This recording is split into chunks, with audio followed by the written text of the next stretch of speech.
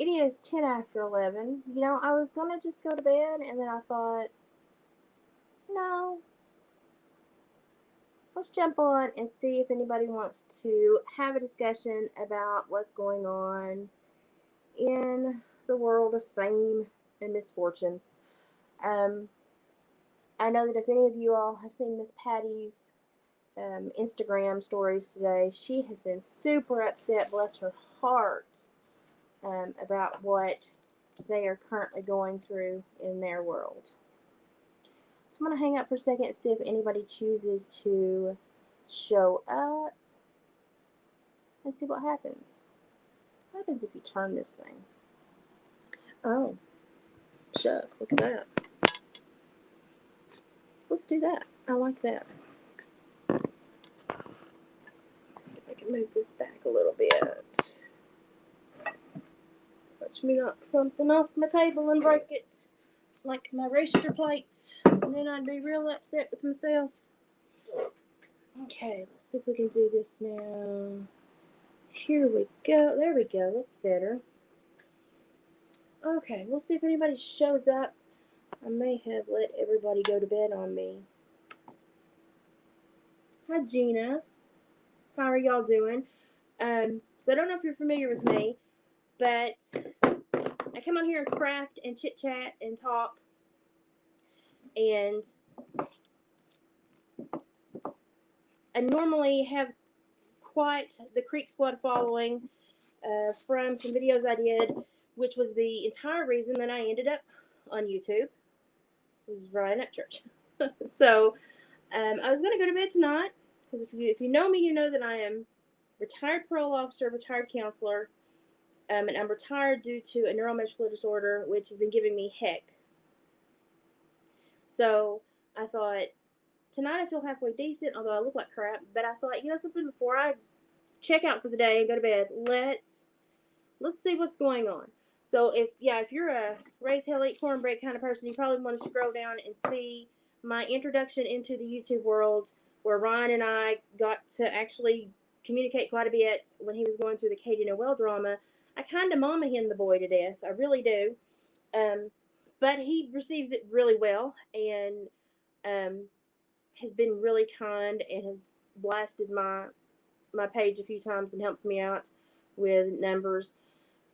But for the most part, I just mama hen him and try to be a voice of reason and logic. And he's going through a really horrible issue right now, which is one that I would not want anyone to have to go through. I've sat in so many court dates and watched so many people have to battle people that have caused them grief,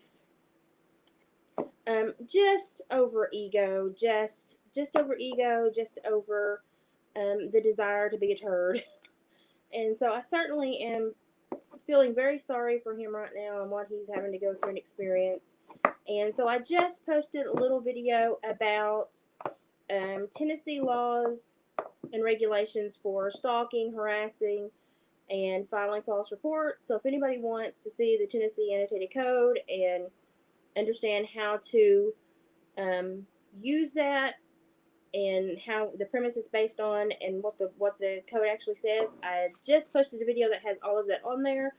It's very boring, but it's a lot of good reading, and it's a great way to put wrinkles in your brain. While we're talking today, I'm going to be working on a Cherokee medicine stick, and it is just a beaver chewed willow that my husband got one day when he was trapping.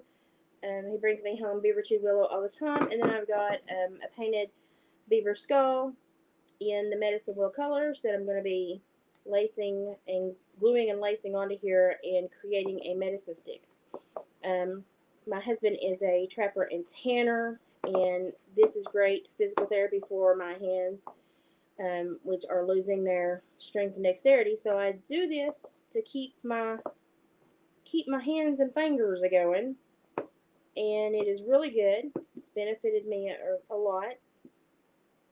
And so I make stuff when he has leftover items from whatever he has trapped that season. And this is my physical therapy. And if I make something that he thinks is super pretty, he will swipe it from me and put it on his Etsy store. and his Etsy store is called Hillbilly Heart Decor. And his fur page on Facebook is Hillbilly Furs. So we use the hillbilly name strong. Now let's get into this. What's going on? If anybody's watched poor Mama Church today, she's, bless her heart, having a day and a half. She did share my video, and I'm glad she saw it. I did let her know on Instagram that I had done one. I'm trying to just help out. I'm not trying to like force anybody to take any behavior. I just want everybody to know the law,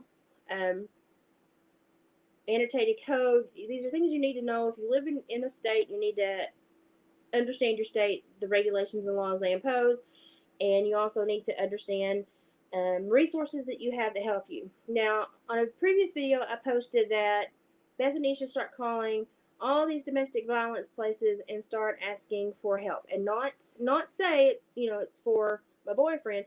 Just say, I have a friend that is experiencing this. How do I get help?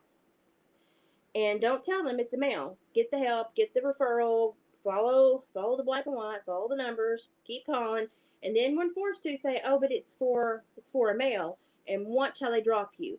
They need to take all of that down, write all that down, so that if they do have to go into anything that has anything to do with stalking, harassing, defamation, libel, slander, then they will say, hey, look, we tried every avenue to find an organization to help us stop this before it became a court issue.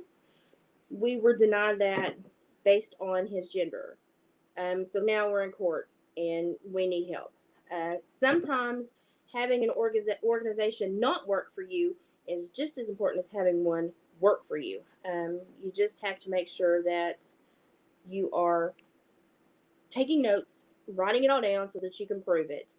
And sadly, there is a huge discrepancy between domestic violence and stalking, harassing organizations that benefit women as opposed to organizations that benefit men. And we all know this. We just don't like to talk about it. But I'm hoping that this will bring to light the fact that there are so many agencies that cater to women. And yes, women are normally about 70% of the victim base, but men are victims as well. And this is a prime example, I believe, in my opinion, of someone who is being extorted for his fame. And that's a sad thing to think that the only use you are to somebody is your last name or the finances that you can offer them. I would be very upset if someone were treating me like that. So I can understand how upset Ryan potentially feels. I think it's a discredit to women everywhere when we allow another female to project so strongly and repeatedly use behaviors and actions that we would find revolting if men use them. And I'm all about, what's good for the goose is good for the gander, but we've all got to play the game with the same rules, or it's not going to matter. Hi, Snugglepuss. I'm hoping Denise pops on here because I know Denise was wanting to catch me live. She's not been feeling good, and I went through that flare last week, and I have been sick, as y'all can tell from my face. And she was hoping I would pop on, and so I thought, well, I'll sneak on here because I'm going to try to go live tomorrow, but I thought I'll sneak on tonight and see if she catches me. She may have already turned in. But I'm just trying to really talk about the whole Ryan issue that I've been seeing online, and how absolutely horrid I feel for the boy. Y'all, I've been lucky enough to have a conversation with him, and he is exactly who he says he is. He's so sweet, so genuine, so kind. It's always yes ma'am this and no ma'am that, and I don't believe there's a mean bone in his body, though he will absolutely stand up for himself, and there's nothing wrong with that. But I hate to see someone put in this position by a female. And, for me, my opinion is that this female, because I've seen the same repeated behavior from her now numerous times regarding men in her life, I have to say that I believe this is a learned behavior, and it's a very horrible learned behavior. and she needs to unlearn it so that she can potentially have some success in life with relationships and the opposite sex, because she's kind of going, what, 0 for 4 or 5 right now. So, while I'm worried about Ryan, I also am worried that someone else is ruining their life by potentially creating drama, thinking it's going to benefit them, but it's not. I've never met anyone that drama actually benefits. I mean, because it always has a price tag. It always has a price tag. And it may not be the price tag that you think it will be, but it always has a price tag. And I just find it really strange that no one is willing to discuss that the stuff that she has reported to these news media outlets that have done these stories, and the things that they have said that have been unfounded in court, proved unfounded, proven unfounded. I can't for the life of me understand why there's not been, why the court hasn't turned around and why the DA hasn't turned around and filed charges for filing a false report. Because if they went to court and it was all unfounded,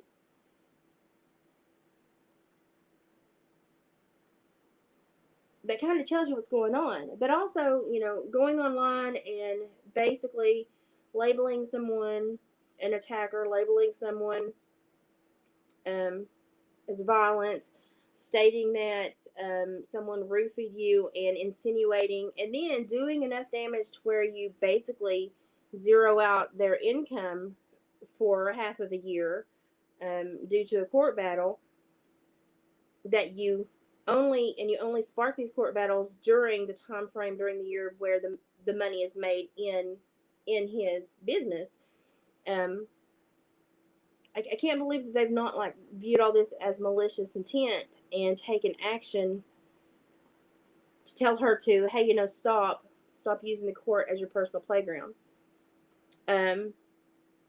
Yes, I am very washed out. I got very sick last week, and you can see my RSD spots on my face. I've got some up here too, and on my neck.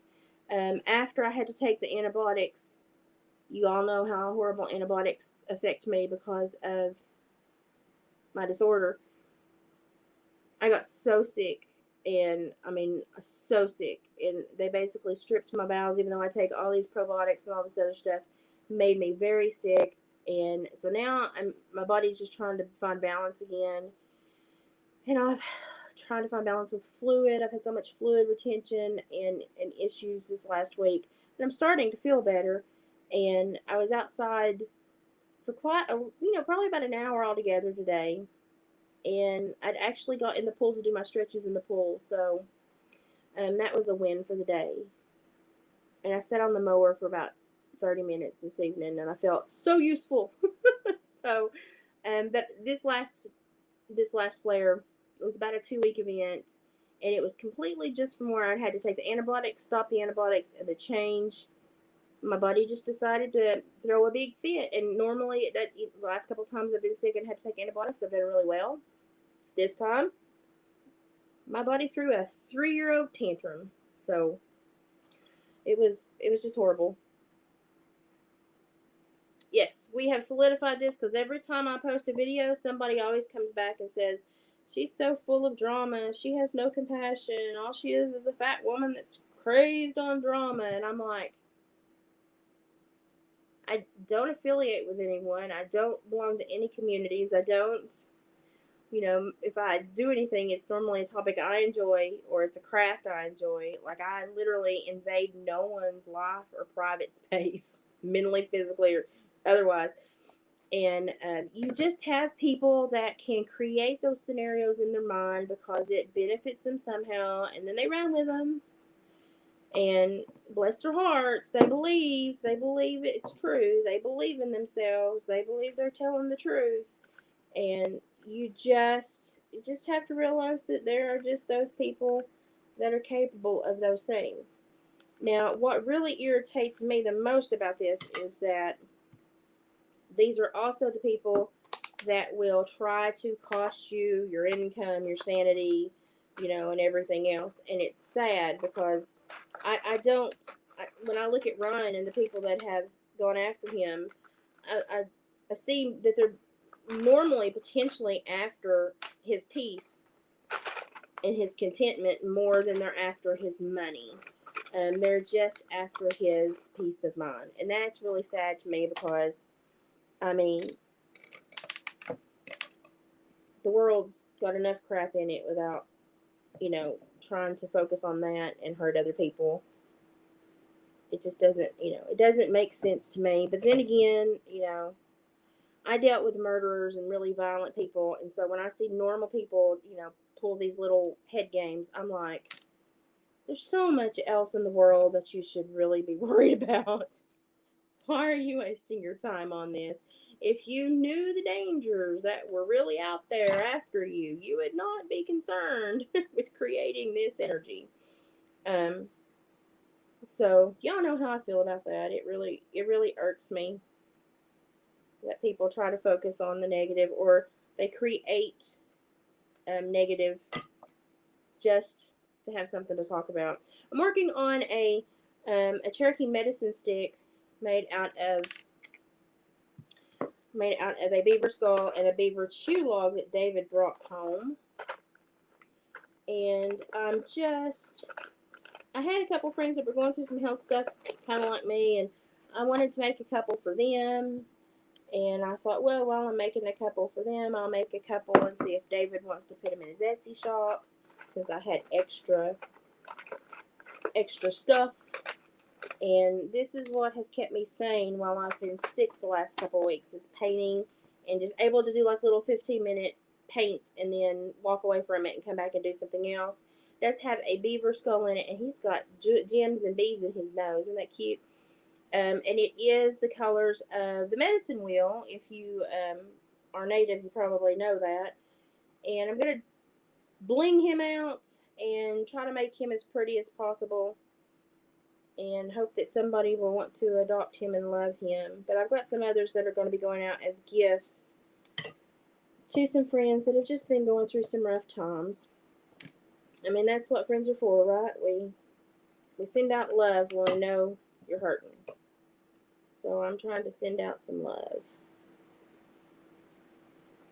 So, but I know that poor Miss Patty has been so upset today. Like, I mean, you can just feel it. You can feel a thunderstorm brewing in that woman's heart, and I feel so bad for her because, I have a son that's roughly Ryan's age, which is also, if y'all follow me for a while, y'all know that's why I think bonded to Ryan, is he reminds me so much of my own child. And so I was just kind of drawn to him because he's very similar to my son. And so when I look at him, I see my own child. And so when I see his pain, I kind of envision it as my child's pain. And how would I respond to that? And it hurts me to see him hurt. And it hurts me to know that his family is going through something like this. It's completely not necessary. Completely has no service except to create pain. So there's just not anything good about it. But I did just post a thank you. Thank you very much. This one is cute. I'm gonna be making one out of a fox jawbone and one out of a cow jawbone. That one's gonna be a big mamba jumba. But I just did a video about Tennessee state law and stalking, harassment, domestic violence, and kind of the steps legally that they recommend you take if you find yourself in a position like this. And if someone has filed a false report on you, how to go about reporting that and trying to get recognition and get that corrected. So I try to be useful and helpful, but I certainly don't try to antagonize anything, but I try to give information that may be useful and helpful to people that are going through a tough time. So I posted all that. It's a really boring video because it's just a lot of reading, but it's a lot of really good information, especially if you found yourself in a bad relationship. It's really good information to have. It's really good wrinkles to put in your brain. And, if you educate yourself, you empower yourself. So I'm all the time telling people, put those wrinkles in your brain. They need to be in there. But I also put the TCA, the annotated code, so that people could look up anything that they felt was particularly something that was, that was addressing them and something that they were potentially going through. So I put the TCA codes on there so that the actual chapter could be found and the law could actually be read. So I'm hoping that helps somebody. I'm hoping that that helps somebody make good decisions and understand what's going on in their world if somebody is attacking them in this manner. So it's sad for me because we see all these organizations for women and all these, let's help stop domestic violence, but we never really truly discuss that almost a third of domestic violence victims are male. And while men that are aggressors are often very quick to go to harm, they either stalk or they go to severe physical violence. Men do. Women stalk and are consistently creating a violent environment. They may not go to severe violence as often, but they consistently make more moderate violence in domestic violence cases. They are responsible for more moderate violence in stalking and domestic violence cases. Hi, Denise. I was wondering if you catch me. I thought, well, I'll sneak on for just a minute and see if she pops on. I needed to do a couple of things to this little medicine stick I'm working on, and I thought I'll do that so it can be drying and sitting tonight. But then I just wanted to say I put a really educational video up just a moment ago, and it is all about Tennessee state law about domestic violence, stalking, and harassing, and people that file false reports and how to handle that.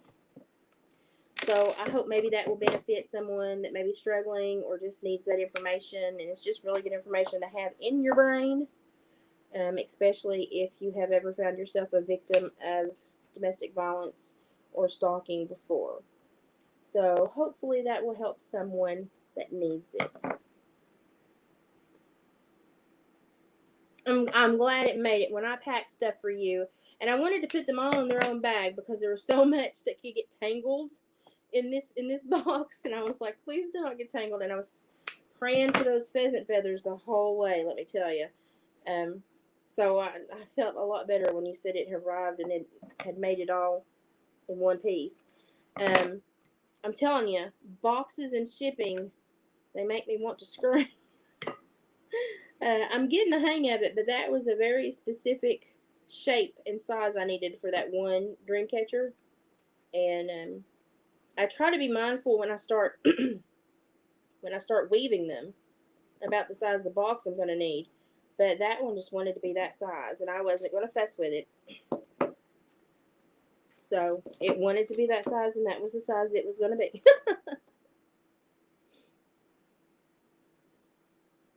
Oh, I'm so glad. I'm so glad. I enjoy doing a girly one because you don't get an opportunity to do very many girly ones. But now my bread and butter is the native rustic look, and the one I made for your grandson, that probably is one, and I forgot to take any pictures of it. That is probably one of the prettiest ones I think that I've made to date. I'm really proud of it. So far, this is what I've got going on here. I've got a beaver skull, and he's got jewels in his nose. He's colored with the colors for the medicine wheel, so he's going to be a medicine stick. And he's not super long. He's got glue strings all over him. He's not super long, but he's going to have some feathers and a handle and maybe some bead dangles. I don't know. We'll just fill it out and see what he wants to become. So this is what I'm working on tonight, and I had to layer the paint, so it took me like 2 days, and just every so often I would come into the kitchen and sit down and do a layer of paint. So I painted him for like 3 days. David's like, I've seen that thing all week. And I'm like, I know. Um, but I really like it because it is the medicine wheel colors. And it's kind of, I think it's rather dramatic looking too. So, and his teeth have stayed in. I hope that I've done enough to make sure that they always stay. And they should stay in unless somebody really just tries to smack him on something, that his teeth should stay in. So I'm really tickled with him so far. I don't know exactly what he'll end up completely being, but so far I'm tickled with him.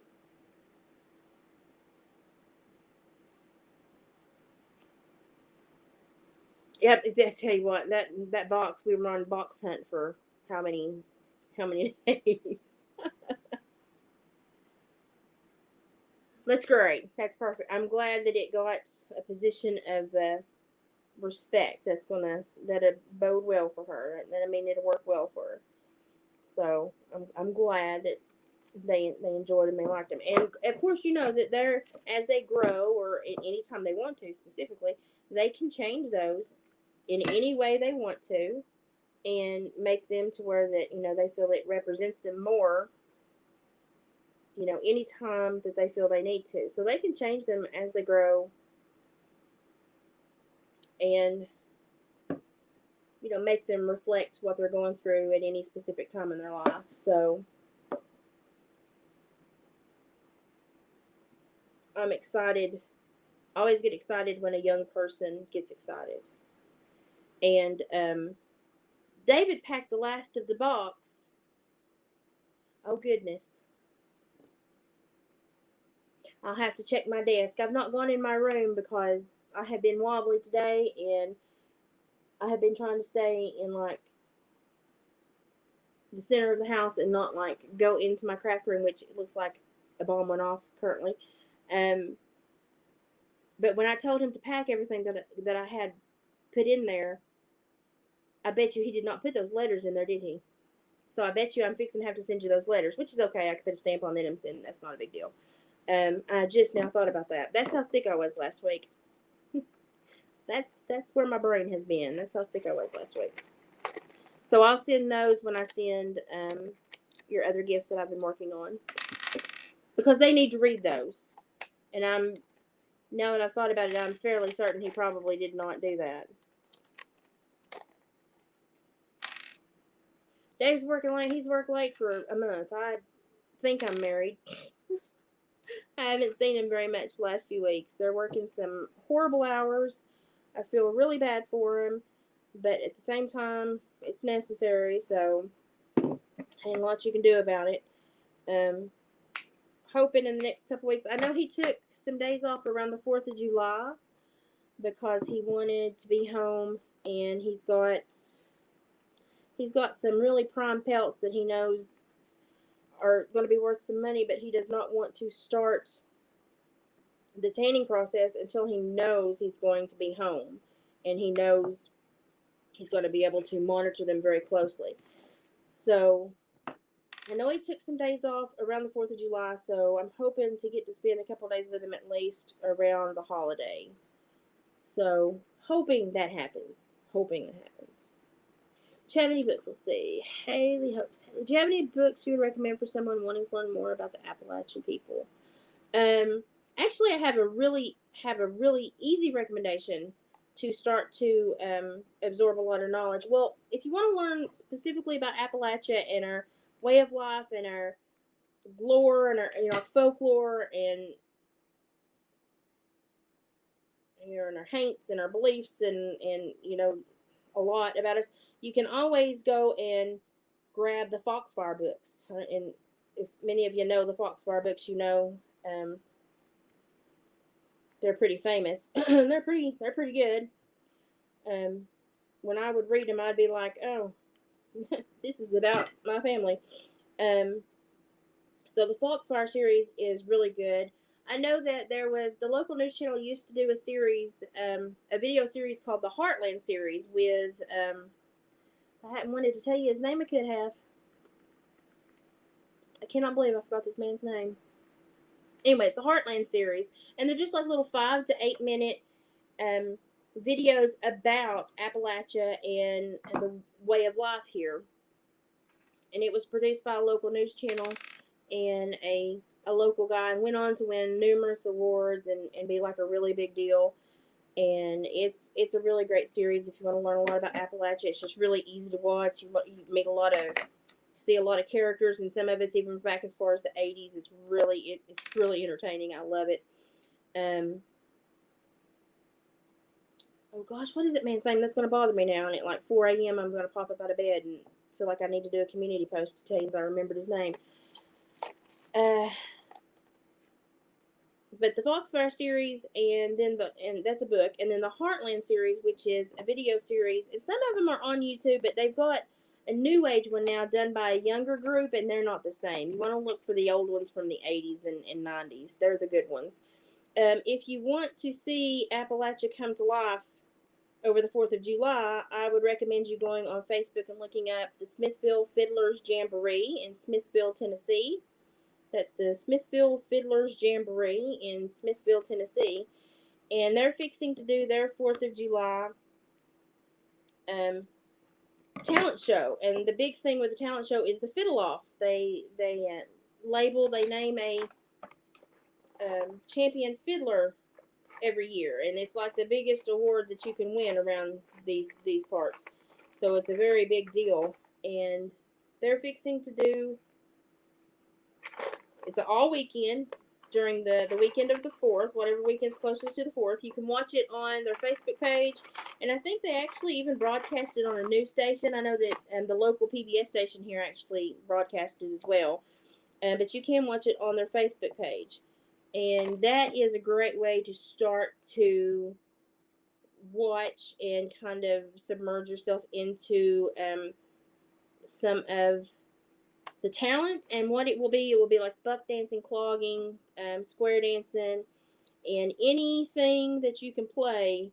They will have people vying for, master fiddler and guitar champ and all that stuff. So it's a great program to watch. And again, it's the Smithville Fiddlers Jamboree.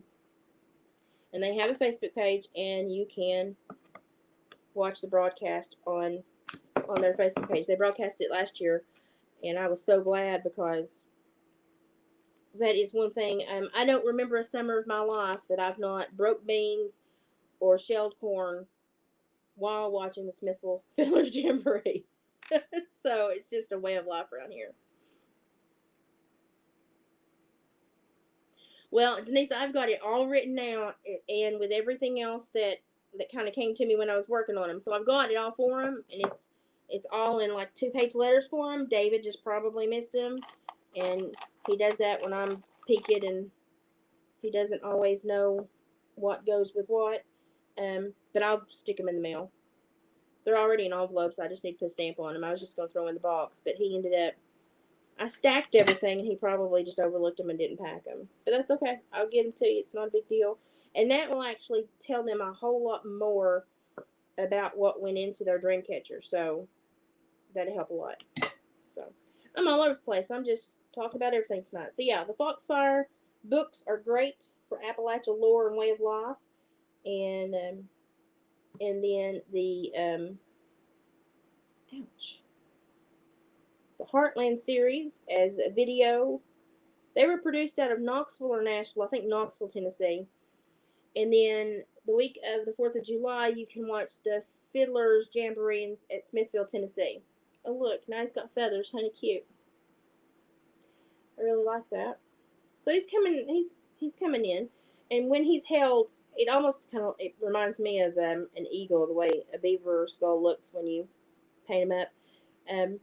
But he will be used in ceremonies.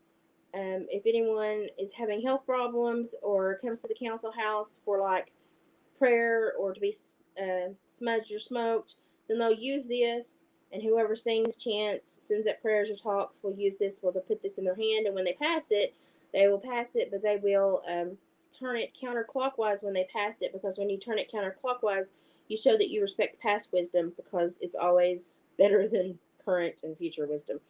So these are very precious, and these were something when I was a kid, and we would go to the little powwows and catch up with everybody. These were things that I was not allowed to make as a child, so they were always very precious items that I always wanted to hurry up and grow up so I could help the old ladies make them. So now I'm old and I get to make them. So it's kind of nice. I've come full circle. Watched that film with Robert Redford and Nick Nolte.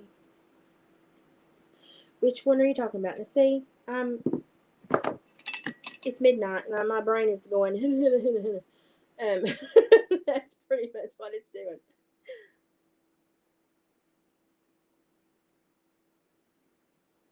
Now, if you want a really good story that you can research online, A Walk in the Woods. What was that about? A Walk in the Woods. Is that where that guy is old and lives out by himself? No, that's a different one. Okay, I've seen that. They do the Appalachian Trail. Um, I like Robert Redford. My favorite Robert Redford movie is Electric Horseman. I live on the Cumberland Plateau, which is you slide off the Appalachians and you hit the go through the valley and then hit the next ridge over, and I'm right there. It's still technically the Appalachian Mountains, but it's on a plateau, and um, we have some of the worst weather here, and it's just because we're on the crag at the very top. So, if you wanted to research something online about my area specifically, you could look up Wilder, Tennessee, and look up about the disappearing community in the coal mine community of Wilder, Tennessee. It just disappeared. You can still drive to it. It just disappeared. So, or you can read the old story about Cal Logston. I think it's Logsdon. Cal Logston was a local man who was um, found guilty of murder, but he swore that when they convicted him, it was not him, and that when they tried to hang him, that the truth would come to be, and they would see that he was not guilty because they would have to hang him 3 times before he would die because he was an innocent man. Well, shucks, they didn't have to hang that man 3 times, and I'm 7 minutes from his gravesite, and I go up there sometimes and like clean off the gravestone and stuff because I think it was somebody that was wrongfully convicted. But it's a very interesting story, and you can read about that online. That's pretty well published and known about. So we've got a lot of interesting stuff around here. Denise, I have a lot of family that moved to Arkansas.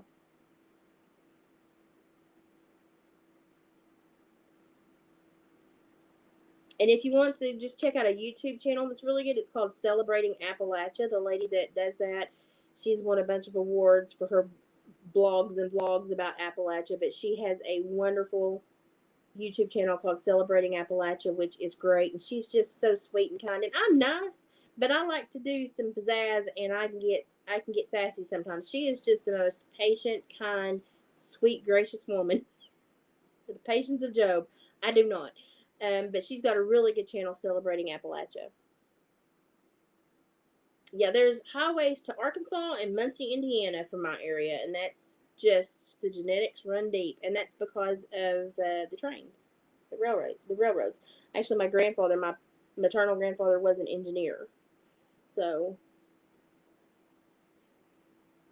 yes, Wilder, Tennessee is a big mystery, and you can still go down there and you can still see all the evidence of a very successful, rich coal mine that had its own community, its own company store. All the families had everything they needed down there, and then poof, it just disappeared. And nobody can find anybody that used to live there. Nobody, like, there's no recollection of anyone that lived there. It's very strange. It's still down there. You can cross the bridge and go into Wilder. Now, Wilder, Tennessee is somewhere I do not go unless I have my husband or a weapon with me, because it's not the safest place. But it's still down there. And it's still a very wild place. There's a beautiful bridge and a little river gorge that you have to cross to go into it. And it's beautiful, but I'm telling you, that is a dangerous place. A lot of bad stuff goes on in Wilder, Tennessee. And then we have an area here called Beggar's Castle. And it is known, this This one sounds so weird. It is known for its strange occurrences. It's in an area.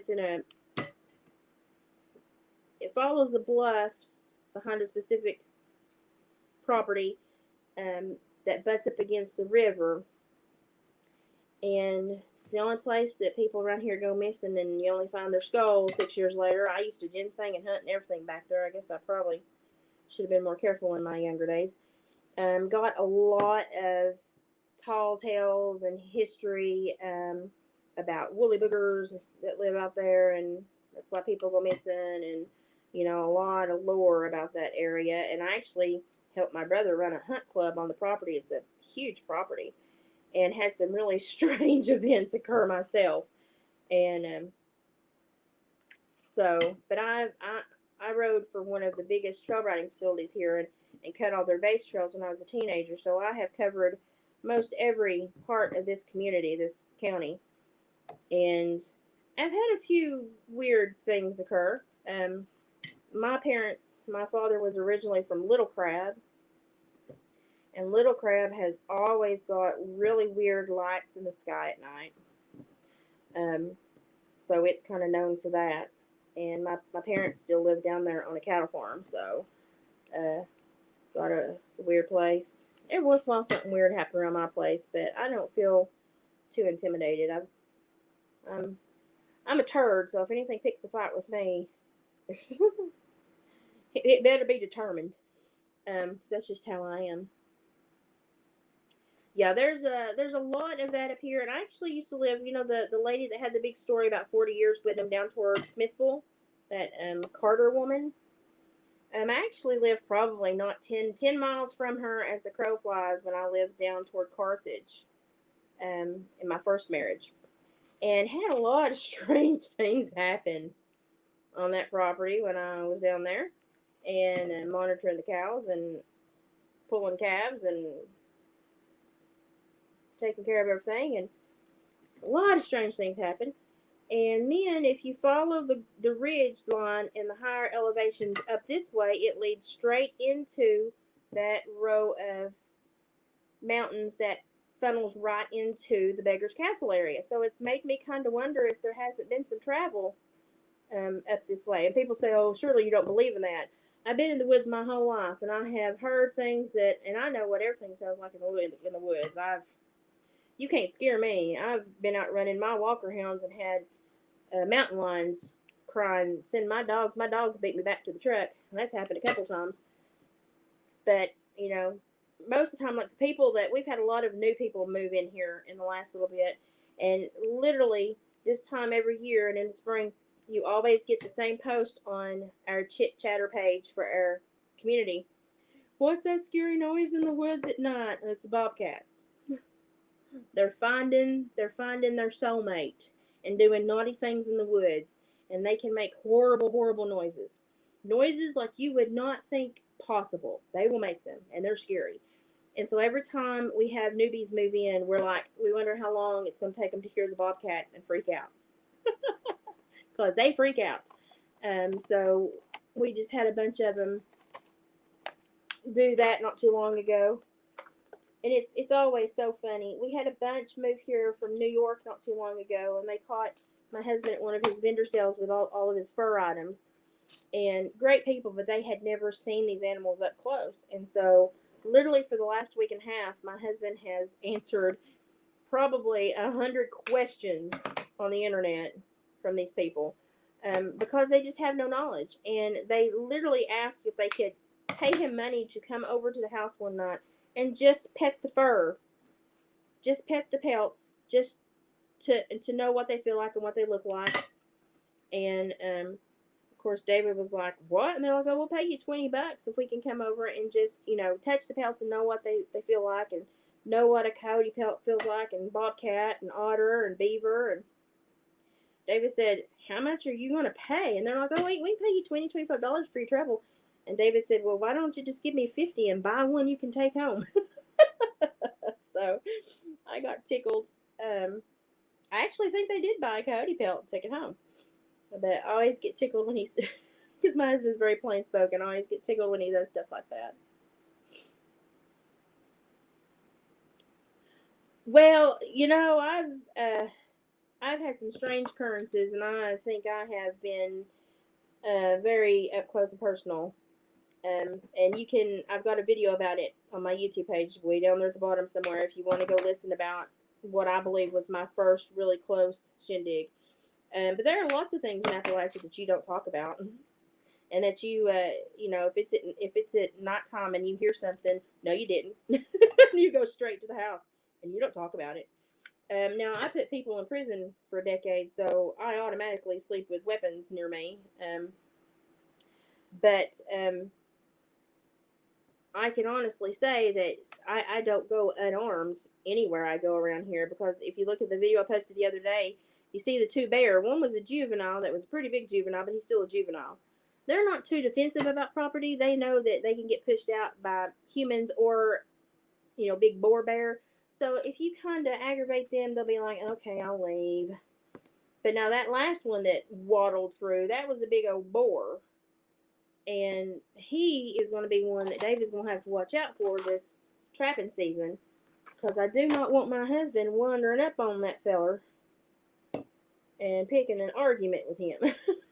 that would be something I would not wish upon David at all. So this trapping season may be quite entertaining. So if you watch Dave's trapping videos, y'all might get more than you bargained for this winter. That was a pretty, he's not the biggest. When I used to drive a Kia Soul when I had to do 5 counties for the state, when I supervised people and I had to go drive 5 counties to do home visits. And I actually, in Rugby, Tennessee, which is another good thing to, another odd place, Rugby, historic Rugby. I used to drive through there every morning. It gave me the heebie-jeebies. It's an old settlement from like the 1800s where people come over from like London or England or something, I don't know. And they established a little community that basically was completely isolated and took care of itself. And there's graves now, and the houses were left behind, and people refurbished them, but nobody really knows what happened. The best guess is that they died out from sickness, but nobody really knows. So historic Rugby is another good read if you want to look into something that's kind of freaky. We have a lot of freaky stuff around here. I hadn't thought about it till right then. But yeah, I guess most everywhere around here is kind of strange. We do have a lot of really strange lore and stories. And yeah, I guess every place does, but I think we have more than normal. Now, if you want to read about, like, my hero from this area, you can go and research Sergeant Alvin C. York. Yes, the one that the movie was made of. Yeah, after that Gary Cooper played Alvin C. York, that one. He is the reason that my area had a high school for me to attend that actually had, a really good education basis for me. And so he is the reason that I got such a good education and was spurred to go on and get my master's in psychology and kind of work and kind of be a guiding light for this area. Had I known a neuromuscular disorder was going to take me out so early, I probably wouldn't have spent so much time in college. But he was a really big inspiration for me growing up. So that's another really good thing to research. That is, he's kind of the pride of Appalachia. Very important man for us.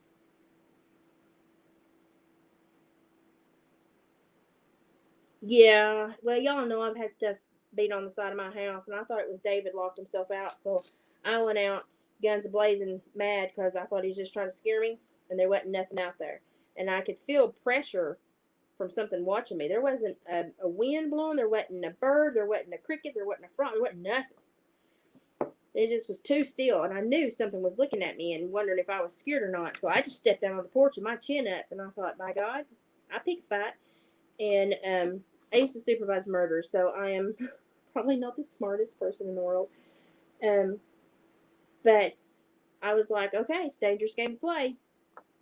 Playing around on my property, I don't recommend it. And about that time, I still halfway thought maybe it's just David playing a prank on me until he crested the hill driving in, and it's one way in, one way out. And then I was like, that was not my husband. And I went out with a spotlight and scanned the barn lot, woods, and everything. I didn't see anything, but I made sure that my body language showed that I was very upset. And maybe 2 or 3 times a winter we'll have something like that happen. I've had things whistle outside of windows, and you just ignore it and close the window and go on. And you didn't hear it. You don't give it any mind. And you certainly don't talk about it or address it or give it any energy. Just go on and act like it didn't happen. I've had that happen. And I've had things imitate family members and call to me from woodlines and like old farm structures, old barns and tobacco barns and stuff like that. And I would always tell my grandpa and my grandma, and they would go out and kind of parade around and make sure everything was okay. But yeah, this place has got some. It's got some not so much stuff, I guess, in its history, and yeah. So there's some lore here that's not so good.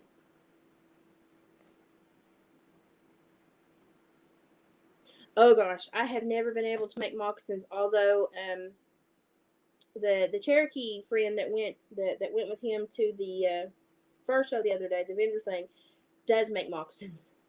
And I'm like, you can keep that skill because I can't do it. And honestly, I can't do it. I've tried a number of things, and that is not one that I'm good at. And I acknowledge that and go on.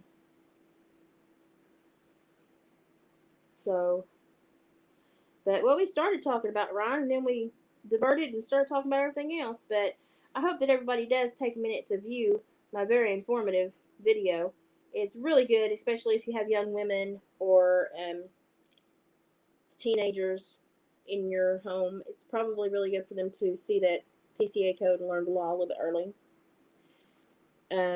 Oh, I hate nope ropes. We don't have many snakes here, but when we do, they're copperhead or timber rattlers.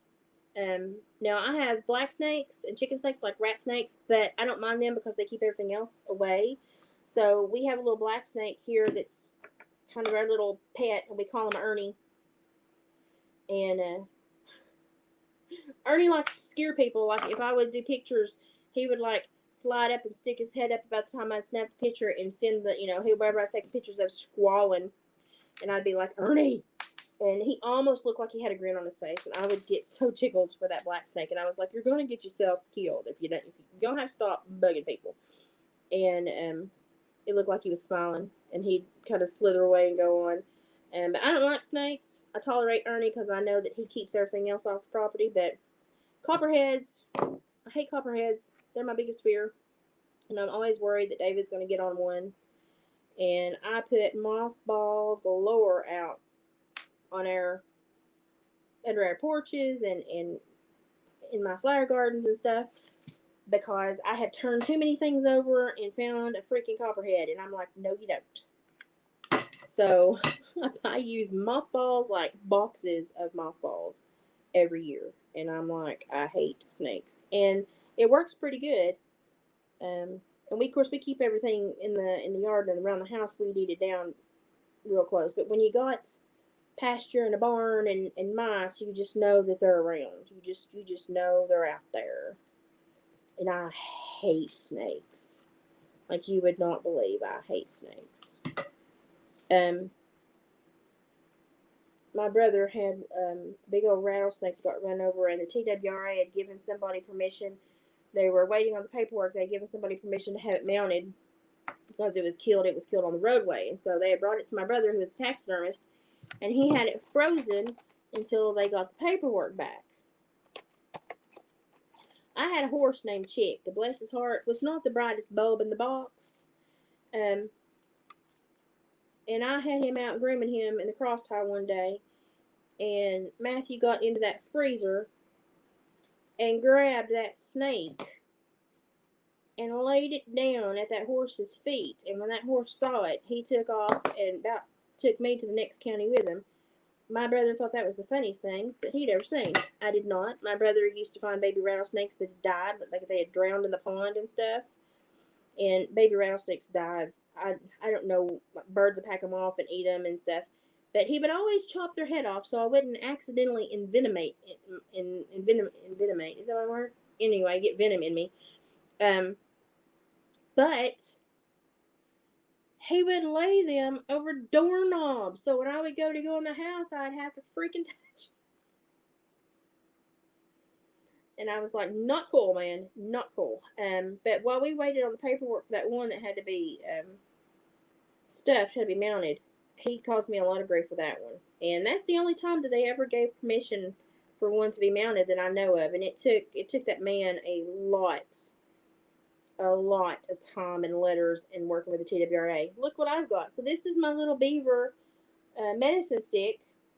And he's actually probably about 14 inches long. He's bigger than looks.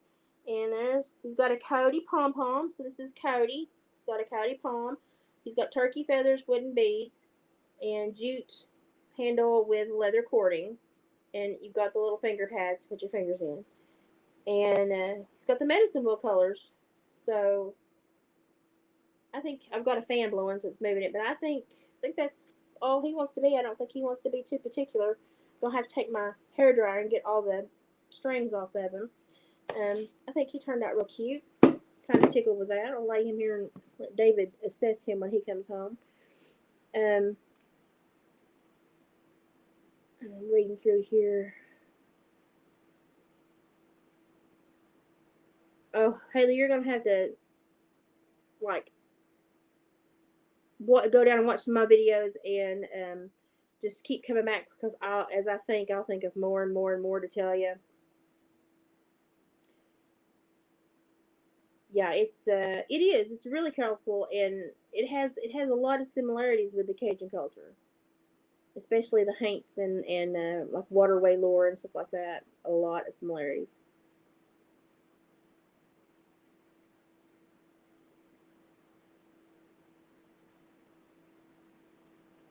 Oh, do you remember that? Yeah, I was unhappy that night. I was mad, and I was mostly mad because I don't like to be like when somebody tries to intimidate me. It doesn't scare me. It just makes me mad. And you can my children always tried to scare me when they were young, but they stopped really quick when they realized that if you come up and try to scare me, you may scare me, but I'm also going to reach out and grab you and pull you to me because my idea is whatever is coming to scare me might kill me, but they're going to find both me and it together. I wear moccasins too, and I can't remember where I got my last pair, but they're some of my favorite ones because they're really comfortable and really more authentic.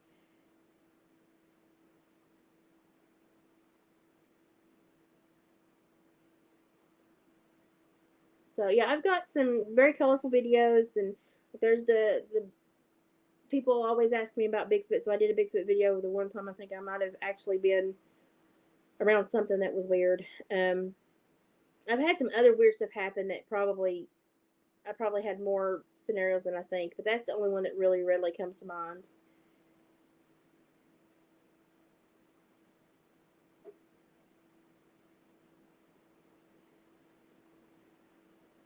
Denise, that is, yeah, kind of does that little piebald thing, doesn't it? Yeah. A lot of old timers around here have arms like that.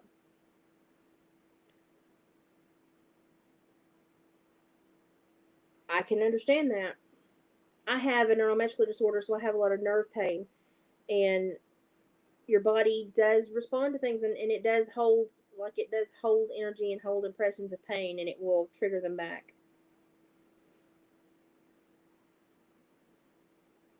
Every time. And you're always worried if it's a water snake or a venomous snake because when you catch it on a jug, you don't know until you pull it in. And yeah, that always worried me. And I would hate swimming in the lake and seeing a snake swimming toward me, and I'd be like, no, no, no, no, no, no, I just can't do that. So, I got a picture of her the other day, but she's so picky about me sharing pictures. So I'm expecting my first grandbaby in September. And my daughter-in-law is just the most petite little thing you ever did see. And she ain't no bigger in a minute. But she's getting a pretty good belly on her. But I still think she looks just tiny. But I've been told her I'm doing a maternity photo shoot when she gets big enough. I said, just wrap your head around it. It's going to happen. And she'll kind of look at me and roll her eyes. But I'm like, no, it's going to happen. So just get prepared. And I mean it. It's going to happen. Because women, we don't realize how pretty we were when we were pregnant until after we've had the baby and realize how beautiful what we just accomplished was. And so I've told her it's going to happen. Just prepare yourself, and I'm hoping that when I do it, she'll look back and be really glad that I did. I never took any pictures. Of course, I wasn't a pretty pregnant woman. I looked like a water buffalo, just a swollen water buffalo in a rice paddy field. I was not pretty. I just looked very aggressive and mean. And so she's very petite and cute, and I'm going to do a maternity shoot with her. So I've got her prepped. It's going to happen. And I hope that she lets me share the photos. If I go through my phone and if I can sneak that picture I took of her the other day on, I will. But she's just so tiny. That belly is, she thinks it's huge. I still think it's just super tiny. I use wax paper. I don't really know why, because my poor kitchen table is scarred beyond repair, but I use wax paper to keep everything off my table. Moccasins they're the best thing. My feet, the nerve pain, they're really good for me. Yeah, like a piebald color. Yeah. She's only had one. I think she's only had one of those so far. And honestly, if I can get a picture of it, I will, because during the ultrasound, the baby flipped them off. And I was like, well, yeah, that's my lineage right there. So I'll try to get a picture of that if I can. But that was funny because that was the first thing Lynn sent me. It was like, what do you think it is? And I was like, that's a mean little girl. Because everybody was saying boy, boy, boy. But I was like, that's a mean little girl. And that's what it turned out to be. It's a little girl.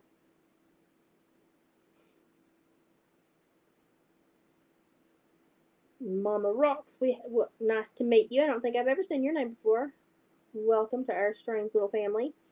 We had a brief discussion about Ryan and what he's going through at the head of this. If you want to saunter back through, I'm fixing to let you go, though. I just wanted to check in. If I could talk her into it, I would totally do it. I just don't think she would do that. She lets me touch her belly and lets me listen and stuff, but it's not her favorite thing to do. And I try not to annoy her, because I didn't like for people to come out and just touch me when I was pregnant. But she's just so flippin' cute.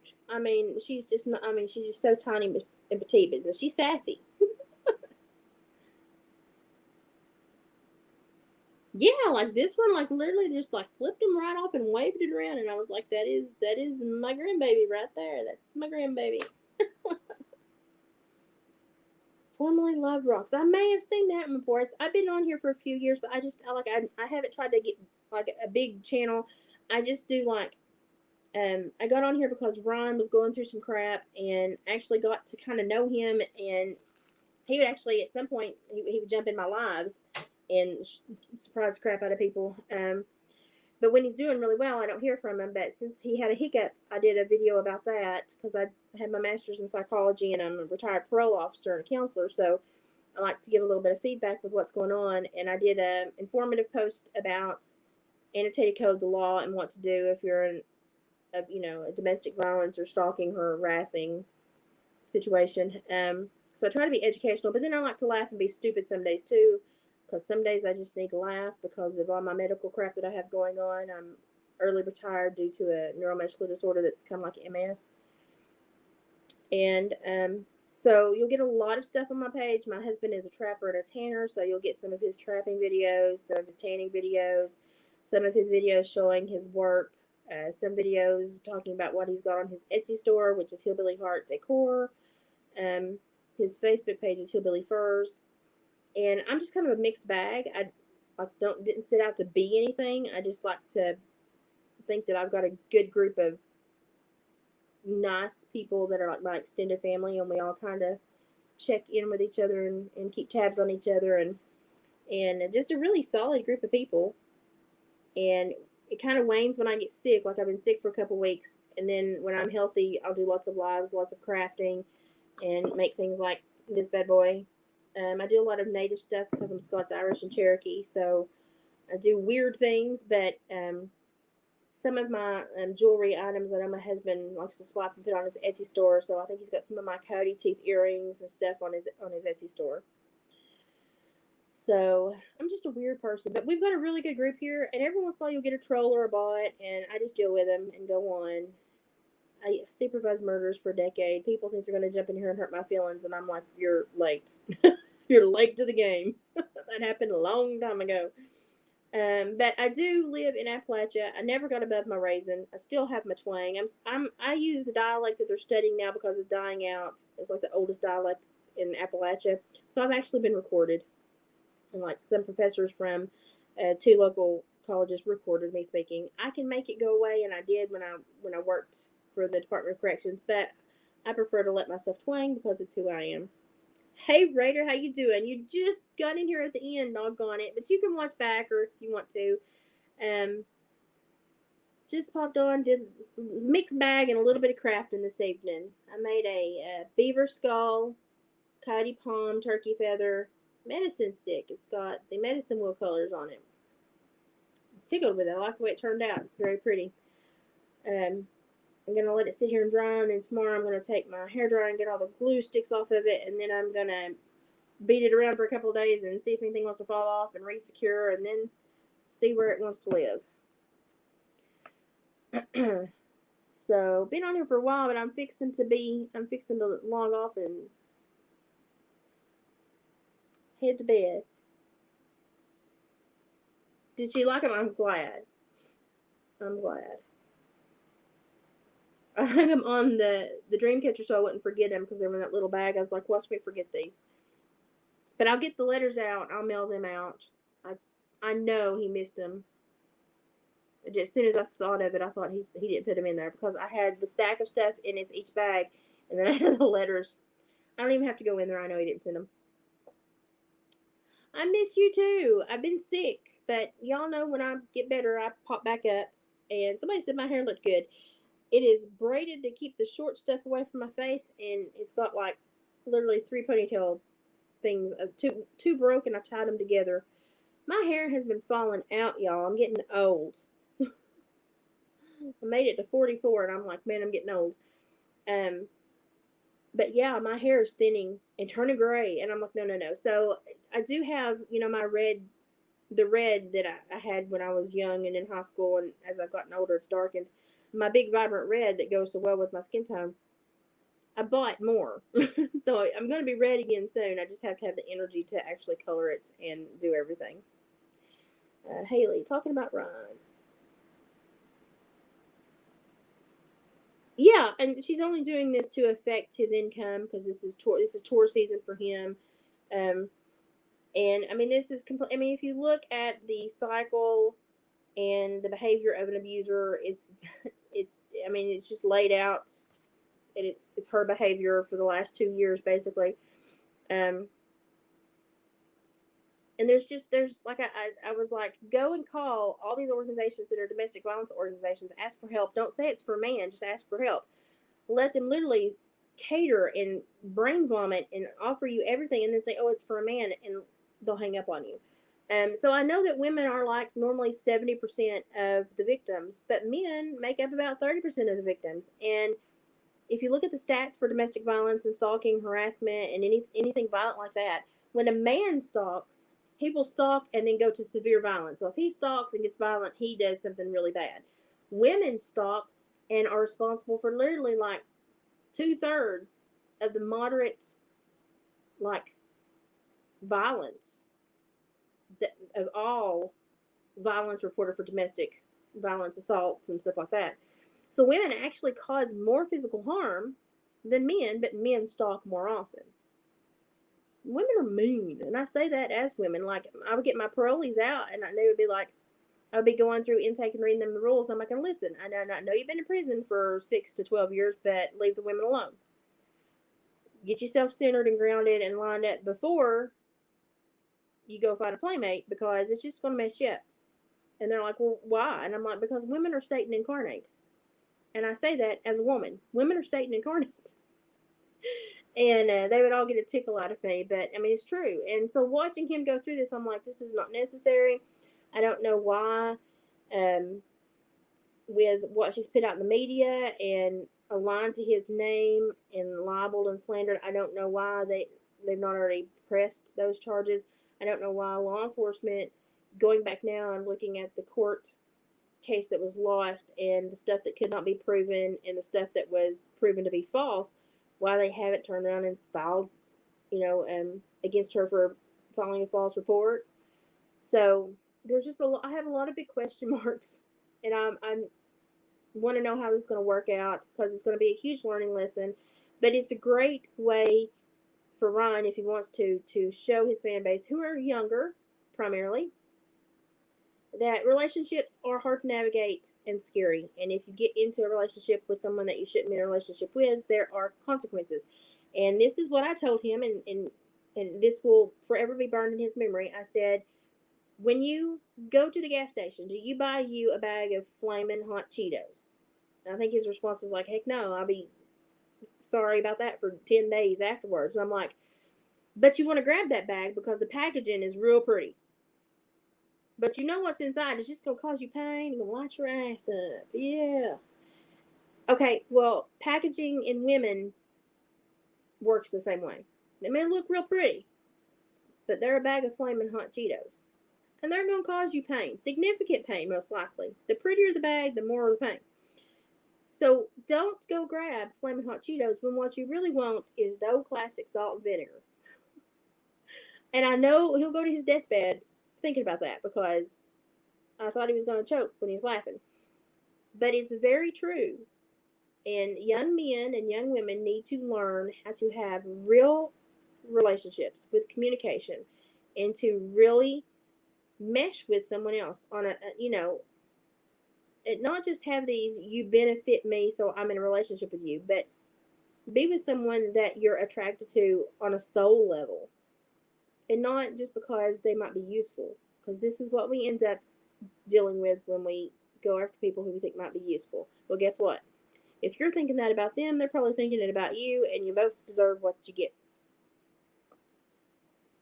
I'm headed to bed too, Raider. It's nice to see you. Snuggle. Because everybody, it was nice to see everybody. It's nice to have such a conversation with Haley tonight, too. It's fun. I can't listen to her music. It's painful. I've not cared for her behavior ever since the Hey Fat People, and I'm like, you know something? I was a trim, stacked Amazonian goddess until I got this neuromuscular disorder, and then because I'm going crippled and it's attacking my organs and a lot of the medication I have to take that for swelling and stuff, it made me gain a whole lot of weight. And so people now just think I'm middle aged and lazy. Well, no, I actually used to bench about 100 when I was 14, 15. I was benching 150 pounds. I was leg pressing about 600. Health and circumstances change, and so my physical look changed. And I always get really frustrated when people like her make these just horrible, knee jerk decisions about people. But I can't also be mad at her because I can look at her and tell that everything she cares about is superficial, and it only goes about a quarter inch deep. So I know not to expect like life lessons and Carl Jung philosophy from her. So it's on me if I expect that from her. I've just set myself up for failure because I know it's not going to come out of her. I mean, I'm surprised she doesn't have Mattel stamped on her hind end. But I mean, I know not to expect anything of worth of substance from someone that projects in that manner. And it's just so I wish I'd learned that younger because I kept thinking everyone had something to offer, and that if I looked for the best and sought out the best, I would receive the best. No, you won't. You have to take people for what they are, and you can't make them into what you want them to be because you will just set yourself up for failure. And so I look at people, and while I have high hopes for humanity, you do run across people that are just very superficial and are just out to make a profit mentally, emotionally, physically. And why is she doing this? I don't think she's purely doing it financially. I think this somehow emotionally pays her bills and that it satisfies her emotionally at some level. And she, if I could have any words for her, I'd be like, you really need to take care of that because you're almost as old as me. You're too old to still be using these tactics. And you're not going to have a life of substance and relationships of substance if this is how you bond with people, through negativity in courtroom proceedings. It's just not going to work out. But I also know that people get to choose their own path, and some people want the rocky ones, and they want their feet to bleed from walking that path so that they can use that to manipulate someone else. Feel sorry for me, look at what I've been through, poor me, and boom, next victim. So it's all, to me, I can, there's 5,000 ways to talk about it from a psych standpoint, but it's all toxic. It's all toxic. And you just have to understand that there are toxic people out there.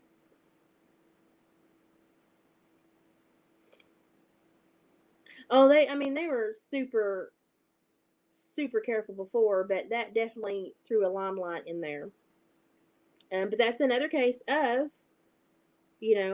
when I watched the video, if you go back and watch, and I nailed it, nailed it, they both had just as many issues as each other, and just when they put them together, perfect storm.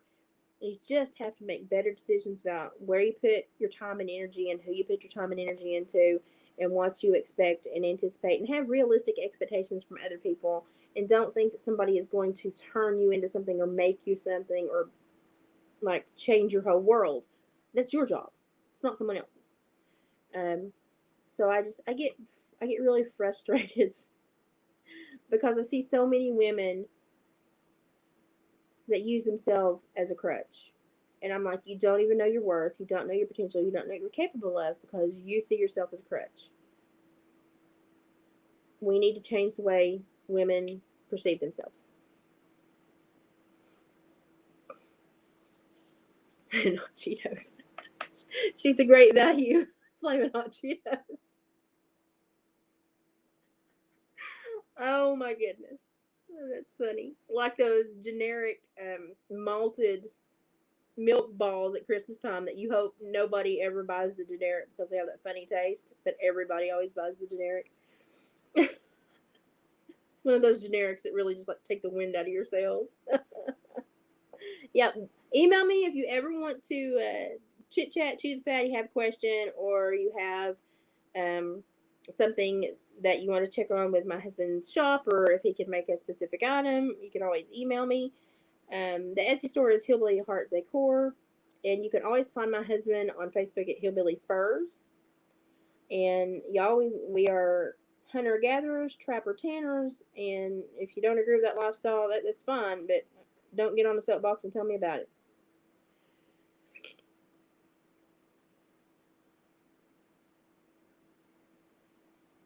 Oh yeah, yeah. I learned a whole lot between the ages of 27 and 35. And I learned specifically at the end of my 20s, I started having a lot of I learned that people you could be a person of great worth and value, but you cannot force someone else to see your own worth and value. You have to see it yourself. Because I was an officer for Department of Corrections. I was supervising murders. I was keeping my community safe, and I started having all these health issues. And I started having all this abdominal pain and all this infection, and I was really sick. I was in and out of the hospital, and because I live in an area that doesn't always have a hospital, I would have to go like to the next county over in either direction and go through the ER and get admitted there because my doctor has no admitting authority because we don't always have a hospital here. And I would go in, and because I'm tatted up and 3 a.m. in pain, I guess everybody doesn't look their best, but I would immediately meet their prejudice and their bias. And they would be like, oh, it's just another dumb hillbilly that's here for, home medicine. And I would be like, excuse me? I have 6 years of college and I keep you safe at night. But okay. And I've been apologized to a lot and I refuse to accept it. They need to have a talk with themselves, not with me. It's your problem when you think things like that. But I had 2 doctors at a local ER that refused to admit me several times, even though My white blood count was horribly sky high. I was super sick, super swollen, and I was in a lot of abdominal pain. And the CT scans were inconclusive because they couldn't see because my organs had been moved from the swelling. They should have admitted me. So finally, they set up to do a hysterectomy because I started growing things in my uterus and ovaries. They set me up to do a hysterectomy. Well, when they opened me up, the OBGYN about died. I had been so swollen for so long that my ovary and uterus had pushed over my appendix, had split it, but thank God it had no room. It was seeping as opposed to spilling. That's why I was so sick. Had I unswelled and it moved a quarter of an inch, it would have killed me.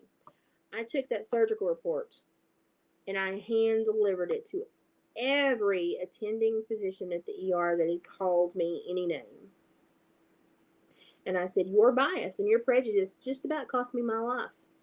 And you might want to think about that before you do that to someone else. So I got really lucky. At least when I swelled so bad that it kept my ruptured appendix from just emptying. It was just barely able to seep. That's why I would constantly just stay sick. But I learned at that point that it doesn't matter the education, it doesn't matter the raising, it doesn't matter the community. You're gonna find people that just want to believe the worst, and that's what they're gonna go for, and that's what's gonna pay their emotional bills, and they're gonna try to take emotional hostages because poor pitiful me, I only meet horrible people, and these people around me are awful, and what a sick, sad way to live your life.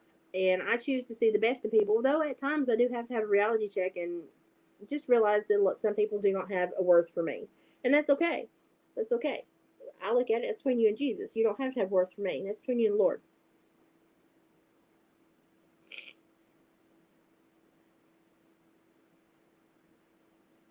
I haven't, but I'm very interested, and that may be something that now that you've reminded me that I go and pilfer through.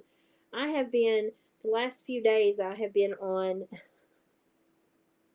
if you've not looked into the Edgewood experiments and stuff like that, I've been on one of those trips lately. Um, but I would definitely go and look this up. I like to when I watch YouTube, I watch historical stuff or docu series or documentaries or psych lectures or something like that. I don't watch normal stuff. I guess normal people do.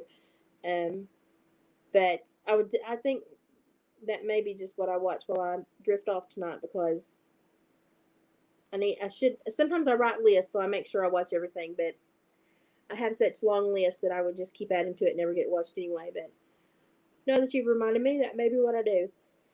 And I definitely need to go to bed. I'm tired now. David's still at work. He'll be at work for a couple, 3 more hours, most likely. I'm going to try to go get to sleep before he comes home and snores. And I think Oscar needs to go potty, my dog. So I'm going to shut the house down, close the house down, and get ready for bed. But I appreciate everybody spending the evening with me and doing a little bit of crafting and having a little bit of a talk. It's always nice. And I like StreamYard, but I can pull this up so that when people watch these back, they know what you're saying. Oh yeah, well if you watch the direct questioning, you have to watch the cross examination because it's the only way you get the whole story. It's the only way you get the whole story. You have to watch the cross. And I sat in so many trials, and honestly, you never know what really happened until you get a good lawyer up there to cross examine somebody, and then it just all spills forth, and you're like, oh, that's what happened. So I used to after I left the state and was no longer working for the parole board or the Department of Corrections, I didn't want to ever have to deal with it because I had to prosecute all the revocation hearings and I had to go into prisons to do that. I had to prosecute them like I was an attorney, even though I wasn't. And then I would do the probation violations, which were much easier with my local judge. Great guy. He's retiring this year, and I'm so sad to see him retire. But I didn't want to watch anything that had to do with a court setting, courtroom. I was done with it for a long time, and I find my mind drifting back there now, especially with the last couple of years and some of the occurrences. And I really like to watch the Epic Times, that the facts with Roman, and his last name starts with a B, and I don't know how to say it. And that's some really good reporting, and really just factual, nothing biased at all, just factual evidence. I really enjoy. And then there's just one channel where they just talk. and they've had that doctor that's been banned everywhere. They've had him on, and I can't remember the name of the page, but they just sit in front of a window that's open and talk, and that's one of my favorite things to watch. And then I watch those people from over toward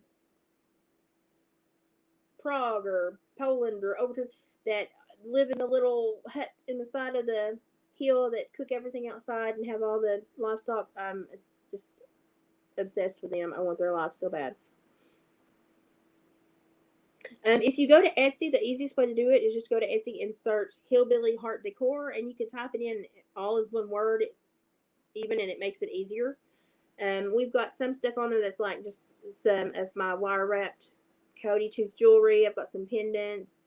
David, if I make a bunch of stuff and I don't wear it or I don't do anything with it, he's like, "Can I have it?" And I'm like, "Yeah."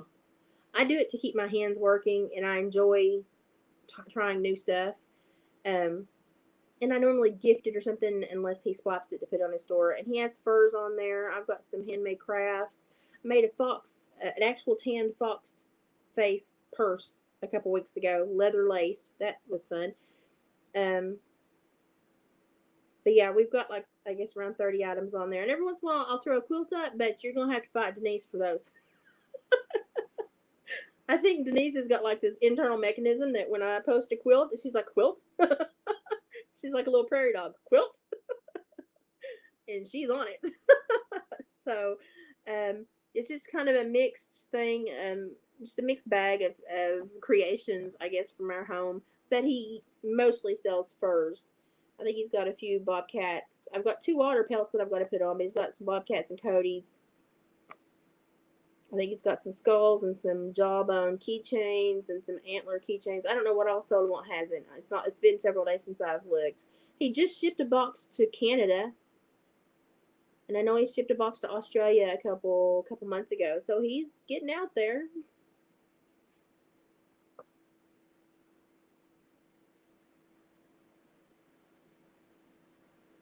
Denise may let someone get one. I've got the one I'm working on right now is a gift for JJ Lawhorn's little girl. I made her baby quilt. This is gonna be her first big girl quilt. But I've got another scrap quilt going that I think I know where it's going. So it may be a while before I make another one to sell because I've got one that is being made that has got to go to my jelly lady because she keeps me in jelly. So I've got to pay her back, and I'm gonna pay her back in a handmade quilt. I make them and I do it in spurts. So when I quilt, I quilt, and when I craft, and I just seem to cycle through it different seasons of the year and how my health is. Um, and I make dream catchers too. I make the really like authentic native dream catchers, but I only ever make dream catchers. Like I've made one for decor, and it's on Etsy. And I don't like to do that. I like to make dream catchers when people need them, and they send me information about what's going on, and I make it for them. Um, so I normally only make dream catchers for people that personally need them. So, but I do make those, and I'm fixing to make a big 3-foot ginormous one for a trail rider that wants one to go in her. She's got a big living area trailer, and she wants one for the wall. And she wanted a big one, so I'm making like a 2.5, 3-foot wide one. It's gonna be huge. It's gonna take me forever to weave it, like literally forever. Like I've got it together and got the leather bandings on it, and I'm like, oh man, this is gonna take forever. Yeah, Denise is literally like, I think she's kind of bought a little bit of everything that we've made.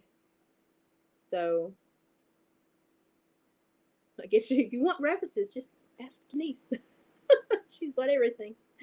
Um, yeah, you have actually. So, but David has put some different stuff on there this time, and the store's picking up traction, and he's getting more. Like we told you it was coming, it was just trying to get everything lined up to get it on. We finally got it all listed. And then I'm sure if this thing will probably end up on there too, but I'm working on some other ones, and I've got a cow bone one, a cow jaw one that I'm going to do, but I've got to paint it first. So, oh, thank you. I appreciate that so much. We are very proud of what we make, and we try to make it authentic. And I mean, you can tell it's homemade, but I think that's what people, particularly that shop on Etsy, want.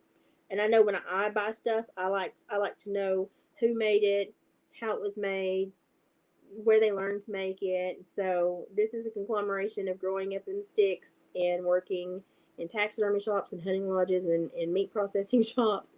I do everything. I've done everything my entire life, and we just grew up doing what you had to do to make money. But I grew up. My great grandma was Cherokee, and grew up with a pretty hefty native influence. So it's kind of nice for me to kind of get back to that now and get out of the. I was in the professional world for a while and I didn't enjoy it.